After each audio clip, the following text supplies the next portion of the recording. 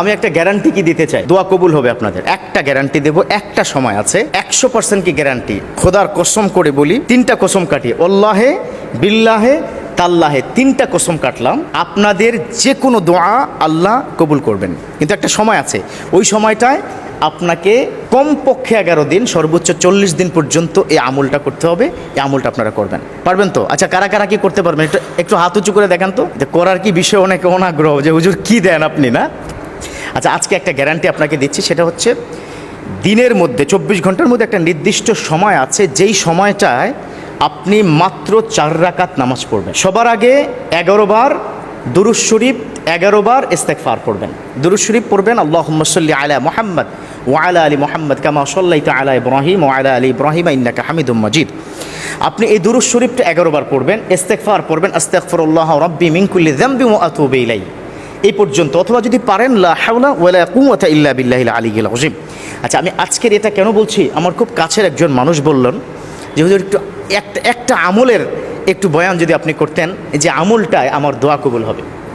আজকাল অনেক প্রবলেম সমাজের মধ্যে, সংসারে অশান্তি একটা বড় প্রবলেম। বাচ্চাটা তার কথা শুনে না, টিকটক করে সারাদিন, বাইরে কি বেরিয়ে টিকটক করে।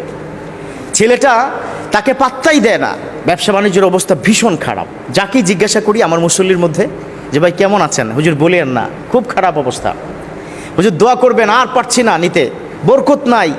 মা বোনরা ফোন করে বলে যে স্বামী স্ত্রী, আমার স্বামীকে নিয়ে যে কি বিপদে আছি, পরকিয়া করে। এরকম হাজার প্রবলেমের একটা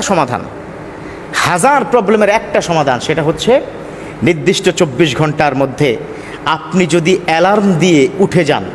বুঝতে পেরেছেন তো কখন? এটা তাহাজ্জুদের সময়। মাশাআল্লাহ, কেউ কেউ বুঝতে পেরেছেন, তাহাজ্জুদের সময়।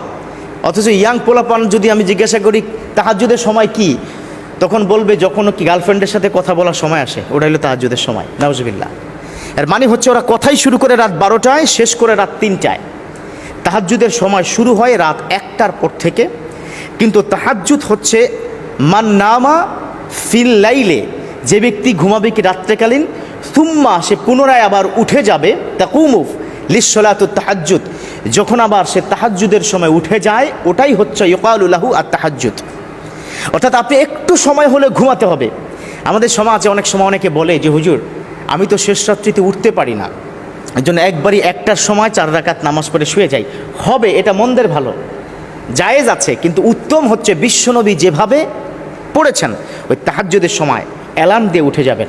উঠে সুন্দর করে উজু করে আপনি জায়নামাজ বিছিয়ে শুরুতে 11 বার ইস্তেগফার, তারপরে 11 বার কি পড়বেন, দুরূদ শরীফ পড়ে 4 রাকাত বিশিষ্ট 2 রাকাত করে নামাজের 4টি সেজদা, 2 রাকাতে 4টি সেজদা, 2 রাকাতে 4টি সেজদা, এই 8টি সেজদার মধ্যে যে দোয়া করবেন, লা ইয়ারুদ্দু দুআ ফিত তাহাজ্জুদি ফিস সালাহ, রব্বে কারীম তাহাজ্জুদের নামাজে ফিস সুজুদ, কোনো ব্যক্তি যদি সেজদার মধ্যে থাকে, সেজদায় যদি চোখের পানি ছেড়ে বলে আল্লাহ এই বিপদে আছি, আল্লাহ সন্তান অসুস্থ, আল্লাহ স্বামী কথা শুনে না, ব্যবসা বাণিজ্য ব্যাপক ধস, স্বামী বিদেশ ফেরত, বিদেশ থেকে চলে আসছে, ইনকাম নেই, বিদেশে আসো অসুস্থ, খুব সমস্যায় আছি, হাজার প্রবলেমের একটাই সলভ, তাহাজ্জুদের সময় আল্লাহর কাছে বলবে। আল্লাহ সেজন্যই তো বলে দিয়েছেন ফাযকুরুনি আযকুরুকুম ওয়াশকুরুলি ওয়ালা তাকফুরুন, ও দুনিয়ার গোলাম ফাযকুরুনি, আমাকে স্মরণ করো, আযকুরুকুম, আমি তোমাদেরকে স্মরণ করব।